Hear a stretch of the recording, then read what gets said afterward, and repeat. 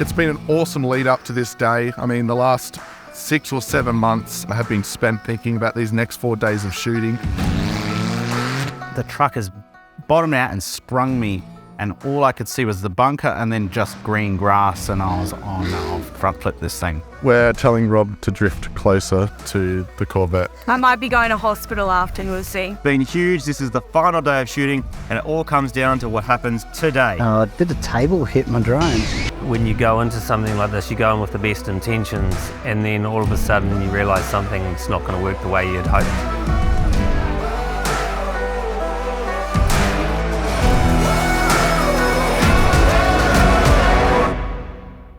Last year was the most successful campaign that we'd ever done. We had over 107 million impressions. We knew we wanted to go bigger and louder than last year, which was really difficult to achieve because last year's campaign was so amazing.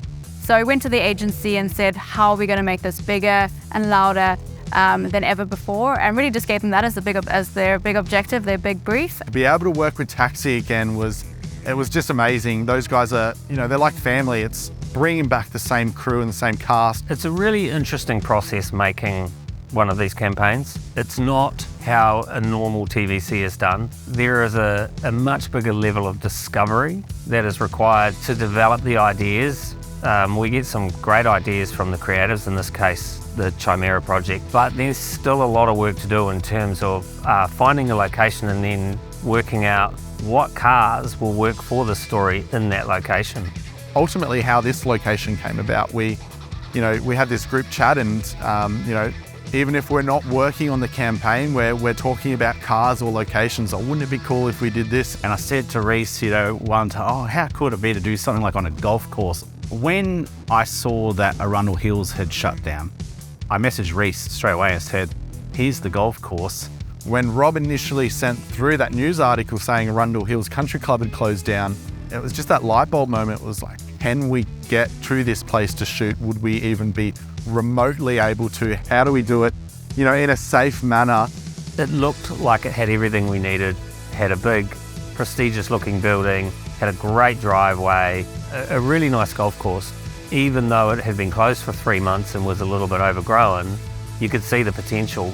Managed to get through to the owner, and they were actually really interested in doing a campaign with us. They'd seen the campaigns before, and the golf course was never going to be a golf course again, so it made sense to them. There was a lot of people worried about the wildlife, and that helped us lean into that. We ended up getting 2 wildlife warriors instead of not having any wildlife warriors. We knew that was a huge sticking point, and we wanted to make sure that the wildlife was safe. Today we're on set to make sure all wildlife is managed. So basically what we do is have a chat with everybody in the morning, know where we're going to shoot for the day, and then we can go off and usher them into the east, west, north, south kind of corners so that they can go sleep and munch on food all day and have a bit of a rest and not even usually hear the noise. There's some pretty wild things on Facebook that we read that, there was a racetrack going in and Chris Hemsworth was actually up the road filming an ad, so he was part of the Supercheap ad, which would have been great. Would have loved to have him show up on set, but you just got to keep an eye on that and make sure it doesn't get too out of hand. It's day 1 of the shoot, and what an awesome morning. The helicopters just rocked up. We're just having some of the race cars rock up. It's been an awesome lead up to this day. I mean, the last 6 or 7 months have been spent thinking about these next 4 days of shooting. Never been able to shoot in such an amazing location like this with the amount of vehicles that we've got as well. So yeah, let's get into it.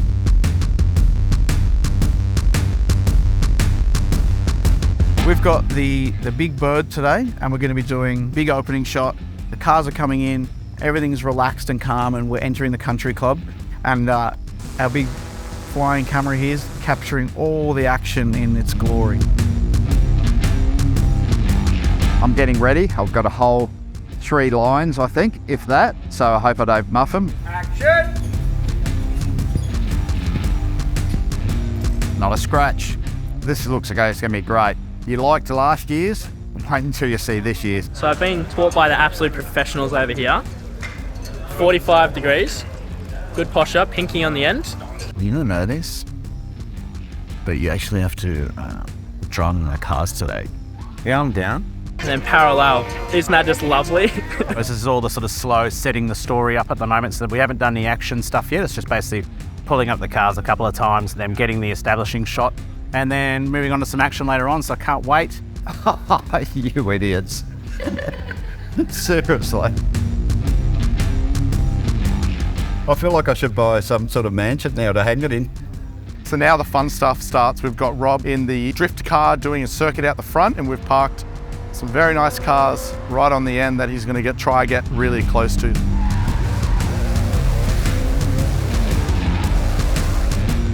We're telling Rob to drift closer to the Corvette, which is good.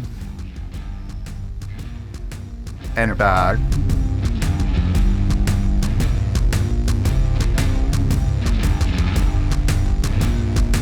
Well, everybody, that's the end of day one. Have a nice hand for Russell and Rob. Thank you very much.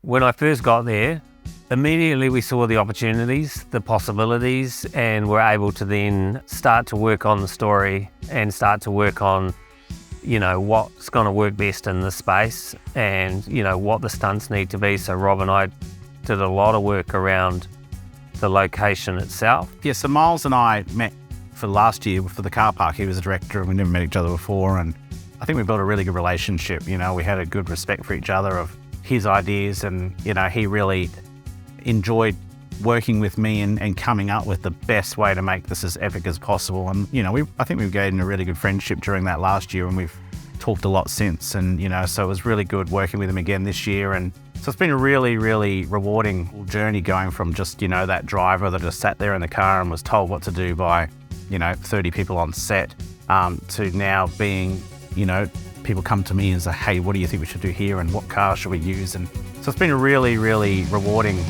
journey. Hey guys, Justin Murray here, Sponsorship Manager for Supercheap Auto. We're the best performing oil shoot day 2. We've got some of the biggest athletes in Australian motorsport here. We've got Russell Ingall, Molly Taylor, Declan Fraser, Brock Feeney, Shane Van Gisbergen, Chaz Mosser as well. One thing we were conscious of when we were coming up with the creative is that we didn't want this to just be a golf course. So what we've actually done is built this area here, which we're calling it a cocktail party. So we've made it feel a bit fancy. We've got tables and chairs and umbrellas. This is our DJ decks. This is our beautiful location that we've got a very special DJ who's going to be here DJing. Carl Cox, the man himself. Similar location to, I guess, where Carl Cox would DJ. I'm really pleased and happy to be a part of this. It sounds like it's going to be absolutely historic. And you know, these guys at Supercheap Autos are coming to me, and with this idea, I just couldn't not be a part of their campaign. We've got Matt Mingay, we've got DJ Caitlin, and we've also got Harry Bink. Me personally, I feel really good because I'm on this side of the table. Caitlin, on the other hand, I don't know how she's... Hey, Caitlin. I might be going to hospital after, we'll see. The idea of putting Caitlin there, we're just saving like the beauty, the most precious items, and keep them in the most protected area, and then the rest can just go. Protected species here in here. It's just going to be a beautiful area until the drift car comes tearing through. That's going to miss everything. But then the trophy truck, we're going to drive it through, past the DJ booth and smash through this beautiful table of oysters and crayfish and canapes, and yeah, it's going to be a bit outrageous. There's a few pieces, hopefully, that don't hit me in the face, but we'll have a helmet on with the visor down, and you know, we've got a breakaway table that Andre's made here, and so it's all going to sort of break away and look pretty impressive, but should be safe. So yeah, can't wait. It's going to be cool, something different.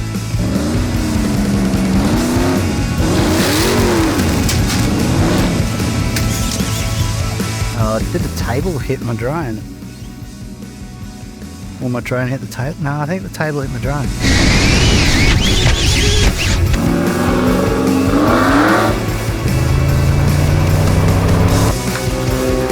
Here we are back at the next scene, dressed up as someone about to have a game of chess. We're going to have a drift car come around the corner. Hopefully this ends well, because I haven't signed the checks yet.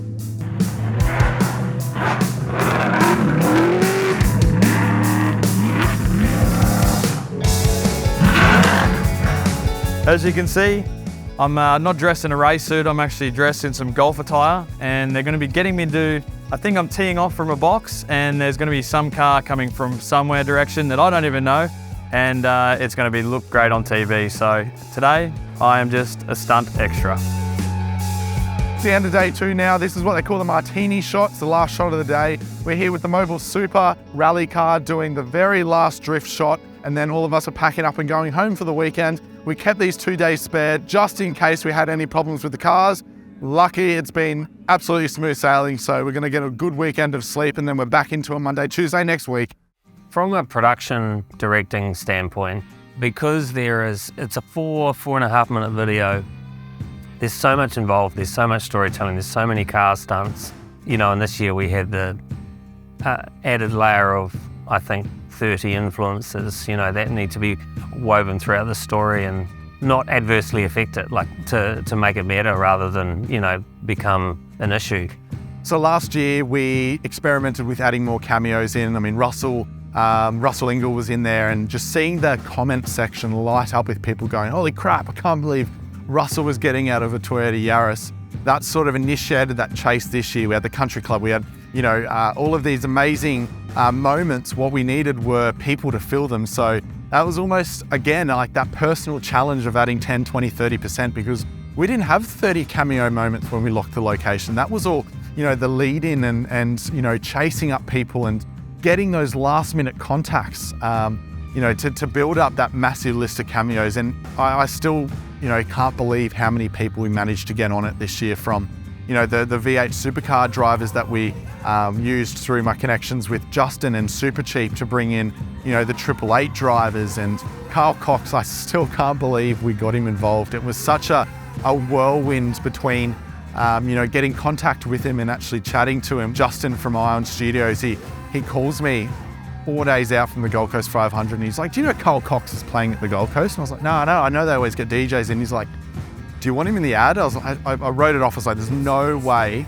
Carl Cox is going to be in this ad. We ended up backstage at the Gold Coast 500. Carl Cox was literally about to walk on stage. Carl, I know you love motorsport. You have to be a part of this ad. I don't have time to show you the ad. It's something big. It's something epic. We do it bigger and better every year, and I want you to be involved as the DJ in the campaign. And he went, when is it? Let's do it. And that's literally how it happened.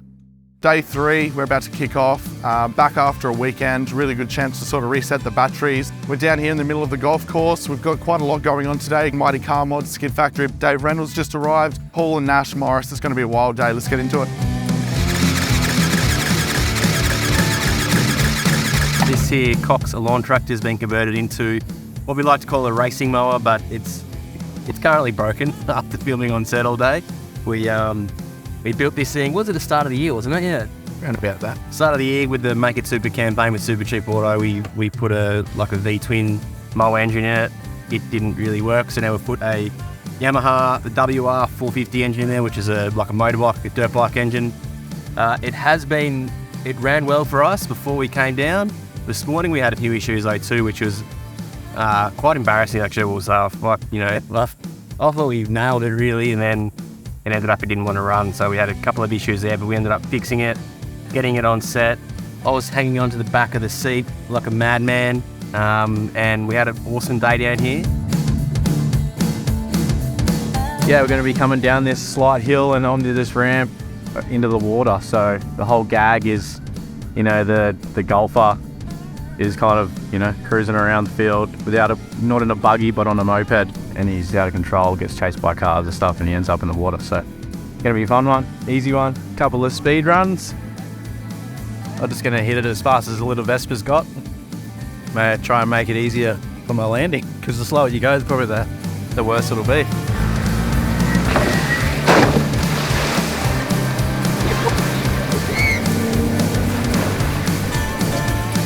Get the spark plug out of it, we'll be able to go down to 7-Eleven in 5.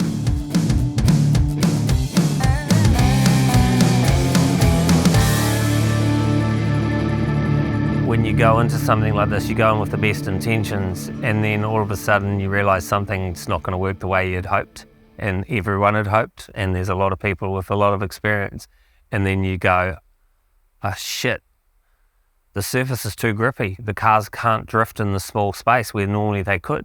My assumption was that the driveway surface, which was the bricks, was going to be slippery, more slippery than asphalt. And to everyone's surprise, when we started filming and started doing some stunts with the drift car and the TCR car, it was quite the opposite. It was really, really, really grippy. So we're here with the final shot with Chad Reed. We flew him in this morning from New South Wales and he's got a 5 o'clock flight this afternoon. So he's got to leave in 8 minutes down to the wire.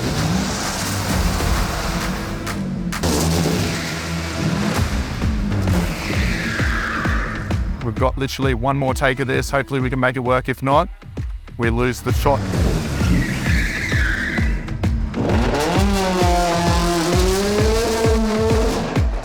Made it on the shoot. Got a call yesterday, late call up, but I'm excited being into it. Saw last year's shoot and just wanted to be a part of it. So the trophy truck jump. First, as you know, we only just got this trophy truck. I'd never driven it before the shoot, so I hadn't had a chance to know how it jumped. I'd, on the recce's, gone out and sort of calculated. I had it planned for weeks, so I was just going to hit the jump at a certain speed. And it wasn't until the day of the jump, Paul Morris, who's obviously the golfer playing the golf out of the bunker and has quite a good career in stadium super trucks that I raced with, he come over and he sort of was pretty confident I needed to go faster than I'd initially planned. I've come up that little bit faster than I thought I was going to have to go, and the truck has bottomed out and sprung me, and all I could see was the bunker and then just green grass, and I was, oh no, I've front flipped this thing.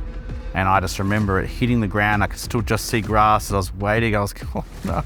And I looked at Miles, the director, I said, "Did you get the shot?" He's gone, "No, we need it from 4 different angles." I'm like, I've just got to think on how to do this without doing that. oh God. And I remember Paul going, "Yeah, maybe the speed you said was the right speed. Sorry, mate." And I was like, oh God. It's the end of day 3. That was our final martini shot for the day. It's been a wild day of stunts and shenanigans. We've started off with Mighty Car Mods, Skid Factory as well with the race mower. We've had Chad Reed, Paul and Nash Morris. It's just been unbelievable today.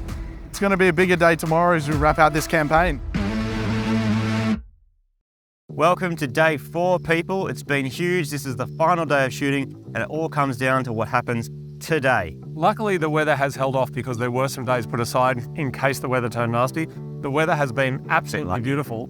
And I've never seen cars drifting around golf courses before. We brought our little Daihatsu Ninja down here.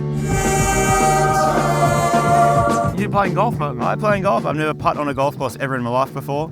But we got, in terms of production, we got drones flying around, a car about to do a big skid, all the production crew working really well, doing their thing. Very professional, but very calm. They're like ducks. Anyone seen my golf balls? That's that net, flying over your head. So you look over there and you go, 4! All right. Because that's a guy who's riding a moped who come to here because he treat you in the chalet. Yeah.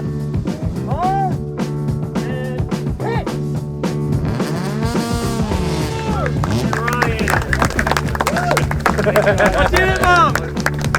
Somebody tell my mum I did it. Supercheap, best performing oils. Come at me, bruh.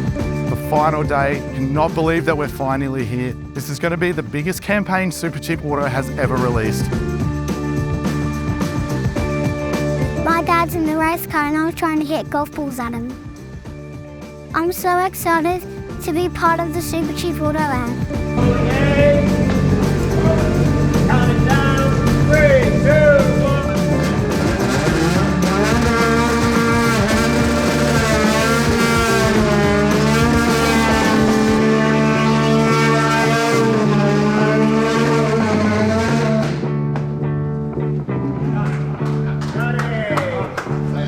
That is a wrap, everybody. That's a wrap.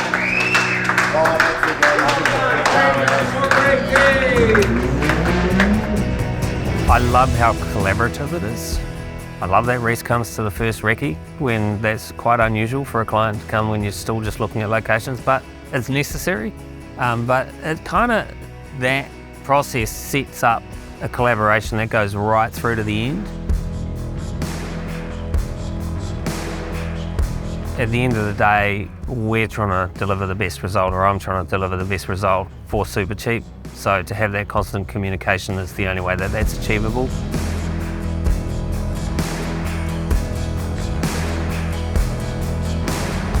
I've had a lot of career highlights, but this, working with Supercheap on these campaigns is definitely one of them. As a driver and as a motoring enthusiast, it's just the best thing because, you know, they have the epic ad of the year. It's like Christmas time every year when we're doing the Best Performing Oils campaign. It's, you know, I know that the location's gonna be awesome. I know that the people are gonna be awesome. I know that the driving's gonna be awesome. I know everything's gonna be just, yeah, it's just the one thing I look forward to every year, and it's awesome that Supercheap create that. It's, you know, they go and get these 5 oil companies that are also enthusiastic about this program, and we go and just make the coolest ad we can and have the best fun doing it.